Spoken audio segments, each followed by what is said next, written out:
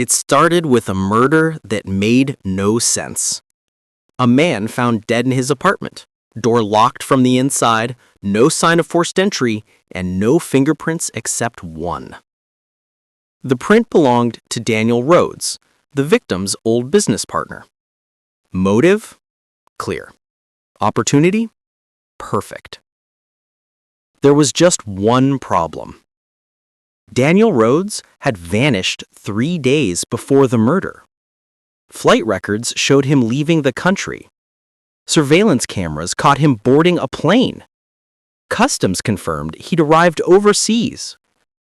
But here was his fingerprint on the murder weapon from a crime that happened after he disappeared.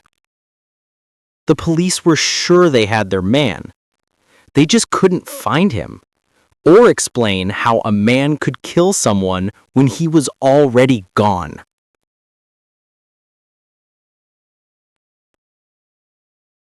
This is the story of the perfect alibi, because the suspect vanished.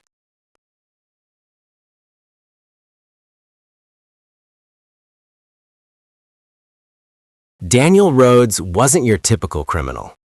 He was 38 years old, a respected software engineer, and co-founder of a tech startup that had just gone public.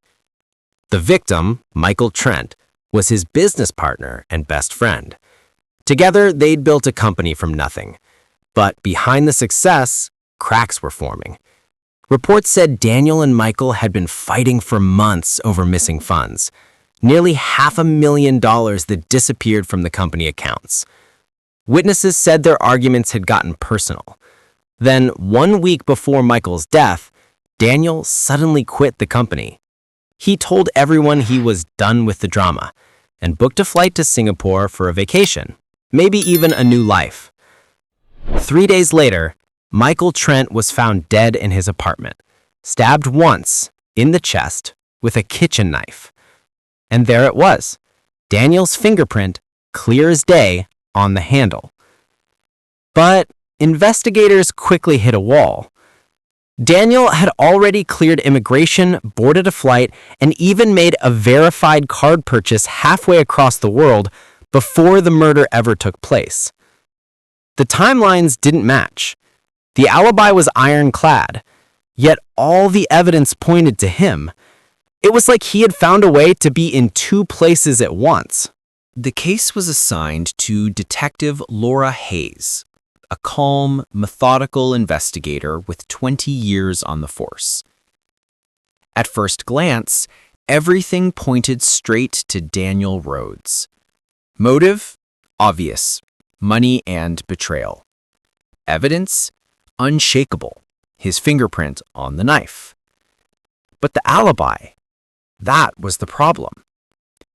The airline confirmed Daniel had boarded Flight 227 to Singapore. Surveillance footage showed him passing through security, sitting at the gate, even buckling his seatbelt as the plane took off. So how could he have killed someone thousands of miles away 3 days later? Detective Hayes ordered a deeper review. She started by retracing Daniel's last movements before his flight. CCTV footage showed him leaving his apartment, buying coffee at a gas station, and driving toward the airport. Everything looked normal. But then, something strange appeared in the footage. 2 hours before boarding, Daniel stopped at a storage facility on the edge of town. He stayed there for exactly 47 minutes. No one knew why. When police searched the storage unit, it was empty, except for one thing: a folded sheet of paper taped to the wall. On it were 2 words written in black marker: "Trust the timing." No fingerprints, no clues, no context. Just that cryptic message, left by a man who, officially, was on another continent.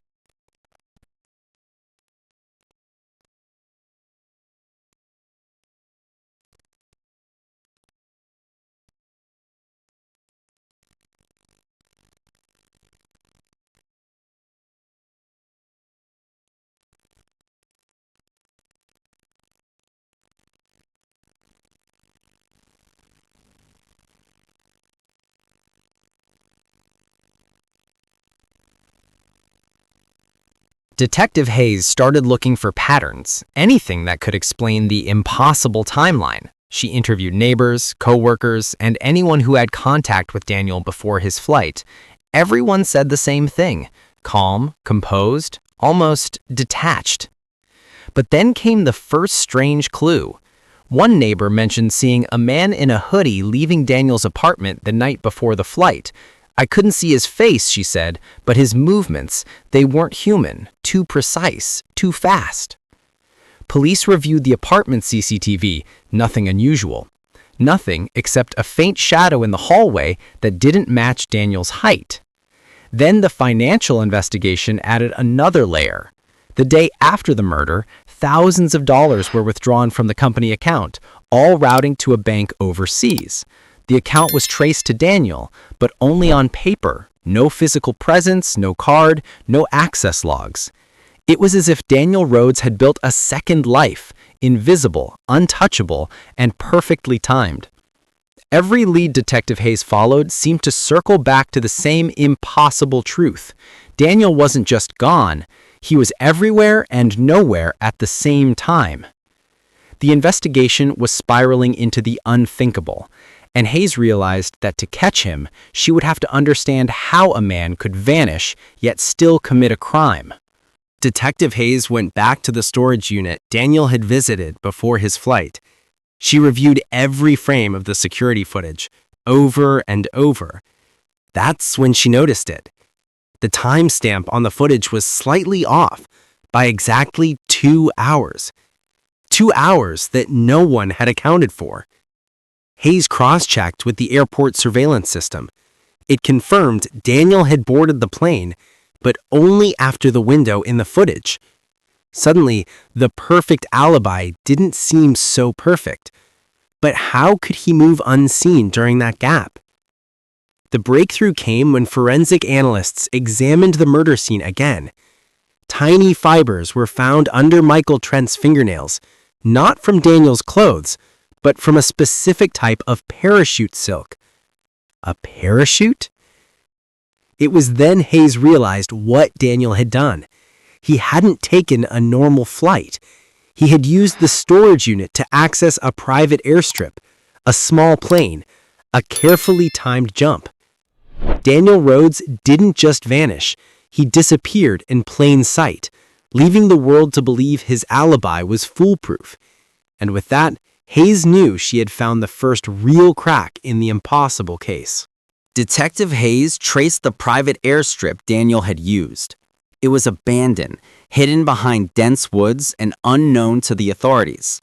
Witnesses confirmed seeing a small plane parked there, not registered publicly, no pilot logs, nothing official.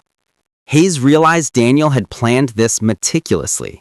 He left his apartment under the pretense of leaving for the airport. He used the storage unit as a temporary staging point.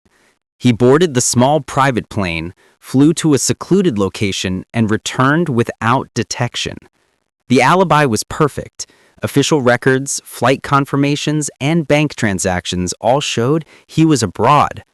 But he had exploited a loophole no one noticed. And the murder? Equally calculated. Daniel had studied Michael's routine for months. He knew exactly when Michael would be alone, which locks were in place, and how to enter unseen. The parachute fibers weren't a mistake. They were a trace left deliberately, almost like a signature. Daniel wanted to make the crime look impossible, challenging anyone to prove otherwise. Hayes pieced together the timeline, the flight, the jump, the secret landing, all aligning perfectly with the murder time.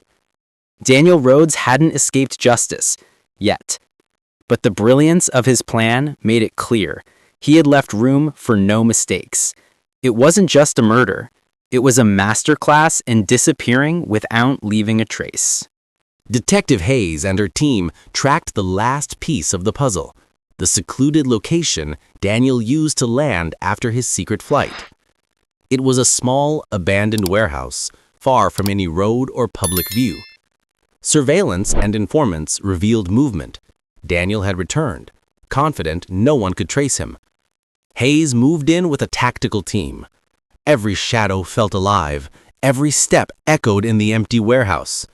And then they saw him, Daniel Rhodes, standing calmly, as if he'd been waiting for this moment.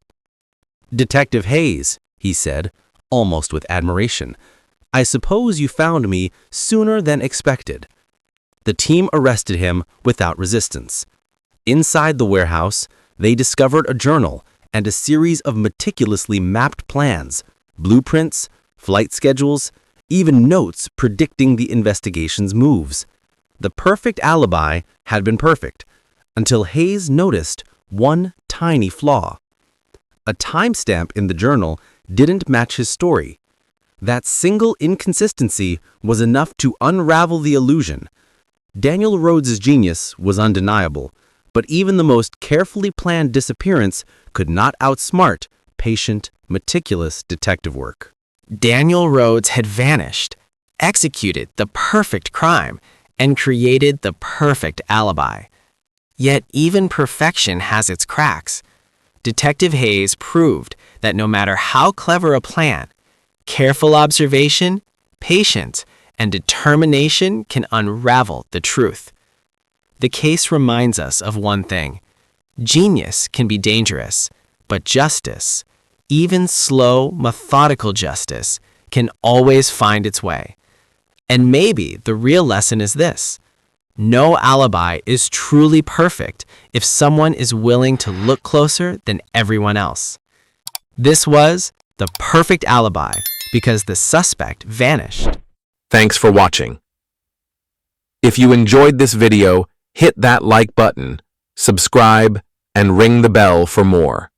Let me know your thoughts in the comments. I'd love to hear from you. See you in the next one. Bye for now.